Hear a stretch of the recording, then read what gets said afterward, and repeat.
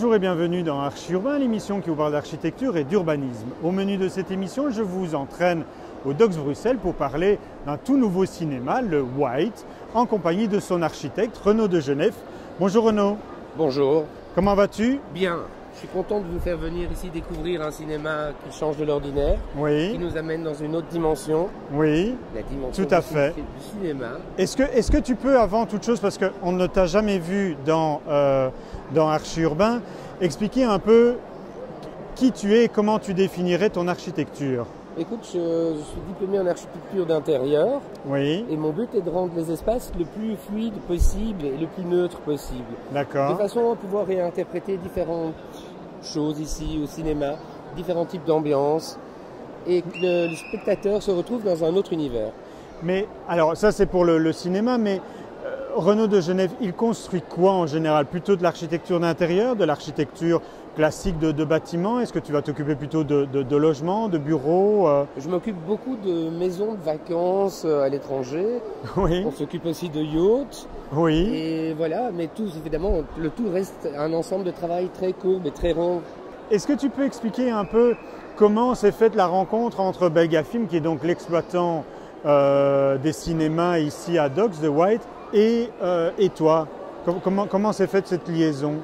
Écoute, elle s'est faite un peu par hasard dans la mesure où ils cherchaient vraiment un architecte capable de leur donner un nouveau concept. Oui, Et quitte à le développer encore par après dans d'autres salles, donc ce qui donne un concept global. Donc j'ai ramené donc ce Belga dans un univers changeant totalement les salles de cinéma traditionnelles. Donc on arrête les couloirs on arrête les couloirs sombres oui. et évidemment on se rabat vers des couloirs grands, lumineux, changeant de couleur, de façon vraiment à mettre déjà le spectateur dans une ambiance de film et lui donner ce côté un peu venu d'ailleurs et lui donner son importance au spectateur.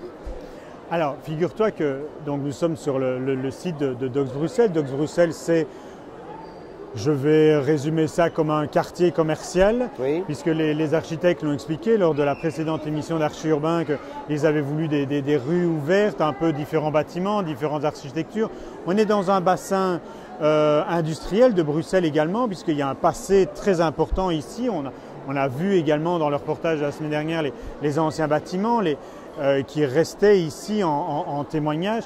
Je te propose que l'on se quitte quelques instants pour regarder un reportage qui va parler principalement de ce passé, et on se retrouve tout de suite après pour que tu me fasses la visite guidée. Volontiers.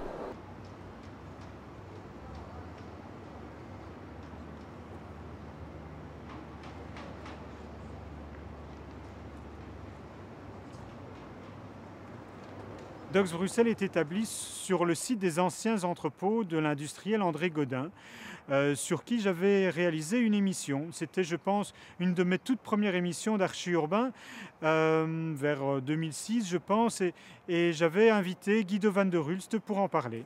Jean-Baptiste Gaudin est un forgeron Oui. qui, par son père, a été amené à faire un compagnonnage, Tour de France, comme forgeron, un peu de serrurier en France. Et donc il a appris son métier, et de justice il est devenu expert, parce qu'il a créé des poêles type Gaudin, dont j'expliquerai un mot. Oui. Et par ailleurs, il a découvert la condition de vie, de travail de ces gens. Dans la ferronnerie, c'est quand même pas évident du tout. Oui. Et donc, il s'est inspiré alors très vite des tendances qu'on appelle socialistes utopistes. Ces sites sont menacés, sauf le bâtiment derrière nous, qui est le Familistère, qui est le seul élément classé. Familistère, c'est simplement un logement pour travailleurs. Le système fait que les galeries que vous voyez là, les mezzanines, sont essentielles à la communication. Ils voulaient que les gens se parlent. Aujourd'hui, on fera tout sauf ça. Parce qu'on veut surtout que les gens soient isolés. Là, c'est un concept de type socialisant. Donc, les gens se parlent, les galeries sont importantes. Et les portes de logement donnaient tous sur la galerie. Donc, tout le monde se croisait dans cette galerie. Et au coin se trouvaient les sanitaires et les prises d'eau. Ce qui était un luxe pour l'époque. Nous sommes en 1878, 20 ans après le début de l'usine. Alors l'architecture, elle est simple, très très simple, mais tous des modules qui font 2 chambres, 3 chambres, enfin, maintenant tout ça a été changé, il y a un projet aussi dessus maintenant, de manière un nouveau promoteur veut y refaire du logement, plutôt moyen, ce qui n'est pas plus mal, que ça reprenne sa vocation d'origine, et qu'avec ça on finance la rénovation, le patrimoine est classé.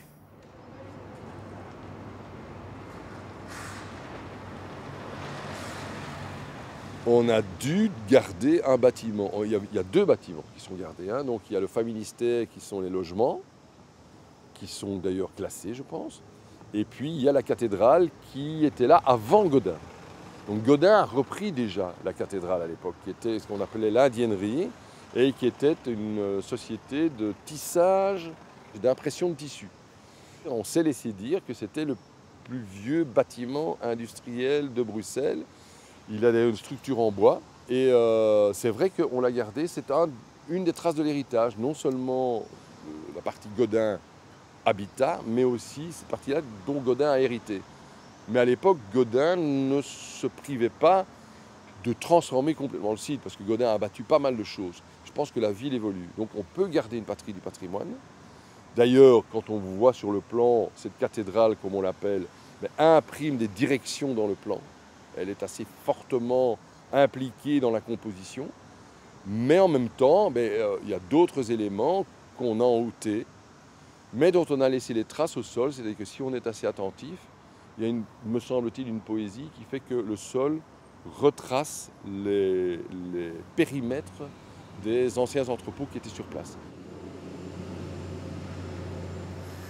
Docks Bruxelles a été construit sur cette ambition de redynamiser une friche industrielle, d'abord. C'est un endroit improbable au départ, et donc on a construit un discours autour de cette restructuration urbaine à cet endroit-là, mais avec aussi une ambition qui était posée par le client d'en faire un exemple en matière de développement durable, puisque il s'agissait d'exploiter les ressources naturelles du site. Les ressources naturelles du site, c'est le canal, on est en bordure du canal et la Seine, c'est le soleil, c'est-à-dire exploiter la manière dont le soleil peut donner de l'énergie, c'est se protéger du climat au travers de cette grande verrière qui fait que les espaces intérieurs de circulation sont protégés des intempéries, mais on est dans l'ambiance extérieure, on ne dépense pas d'énergie pour refroidir ou pour réchauffer ces espaces intérieurs. Et puis par ailleurs, on est à proximité de l'incinérateur du nord de Bruxelles, et l'incinérateur jusqu'à présent rejetait de l'eau très chaude dans le canal et dépensait de l'énergie pour refroidir cette eau parce qu'il ne pouvait pas la rejeter aussi chaude qu'elle n'était. Eh bien, nous avons dit, nous allons récupérer cette eau chaude. On a tiré une canalisation entre l'incinérateur et le pôle commercial pour en faire une boucle d'eau tiède, et on récupère cette énergie qui existe pour alimenter l'ensemble des commerces et des activités productives du complexe. Tout est blanc, hein? Tout est blanc, tout est immaculé. On est au dernier étage ici de Docks, et ça nous donne une esplanade de respiration. Tout à fait. De zénitude dans le monde qu'il y a aujourd'hui. Dans le monde qu'il y a aujourd'hui, et on a un desk, une petite boule derrière. Oui, est-ce que tu peux expliquer un peu? Cette boule nous permet en fait de recevoir une billetterie. Oui. Et une billetterie qui est en fait déjà un futur départ pour ton ticket de cinéma que tu viens prendre. Donc c'est vraiment quoi? C'est vraiment un voyage auquel tu invites le spectateur à sortir en fait quand il a vu tout ce qu'on a vu précédemment, les commerces, etc. On est vraiment dans quelque chose alors de totalement différent. On est vraiment dans un voyage, en fait, c'est ça. Dans l'univers du cinéma que m'a permis ici Docks d'avoir une salle de jeu gigantesque pour pouvoir s'exprimer et pour avoir donc ce côté ample et fluide et non pas serré et restreint et foncé comme sont toutes les salles de cinéma à Bruxelles. Le bar derrière, un mot? Ah, le bar, l'endroit le plus important. Bah, non, c'est peut-être les salles de cinéma quand Non, même. ce bar permet ici de recevoir enfin un autre concept que forcément du popcorn ou un Coca-Cola, Oui. et nous permet de déguster un bon verre de vin, quitte à avoir un petit mets avec. Allez, très bien. On va aller voir, je ne sais pas si on va pouvoir rentrer dans une salle, parce Je pense qu'elles sont en fonction. il y a quand même des films qui se passent. Mais avant la salle, je vais parler peut-être un peu moins fort, parce qu'il y a peut-être des films qui se jouent pour l'instant. Nous sommes mauves parce que nous sommes dans un endroit. Nous sommes déjà dans un univers qui nous prépare à rentrer dans les salles. C'est pas une salle d'exposition d'art contemporain en fait. Il manque plus que l'une ou l'autre Je œuvre. vous rappelle quand même que le cinéma, c'est le 7e art. Tout à fait, tout à fait. Regardez ici, on peut se retrouver face à une porte quand on rentre en salle qui Oui. nous reflète nous-mêmes. Ah oui, on est tout à déjà fait. propre Je acteur. vois, On est je déjà vois. propre acteur du film. C'est vrai. Donc C'est en ça. fait, c'est pas une affiche qui représente le film, c'est nous qui rentrons déjà à travers un miroir, ce qui nous permet déjà de nous prendre déjà un peu pour un comédien. Mais le fait que ce soit... on parle de lumière, on a des LED ici qui nous éclairent Oui. donc de manière un peu mauve, mais je suppose qu'on peut changer l'atmosphère alors du coup. Ah, tout à fait. L'atmosphère est totalement changeante par rapport à un thème qui serait donné par le cinéma white. Oui. On va peut-être en rester là pour les explications.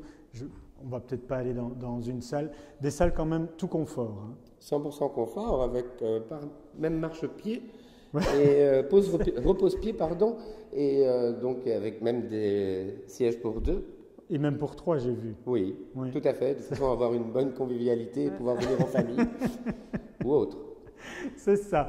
Bon, Renaud, on va en rester là pour cette émission.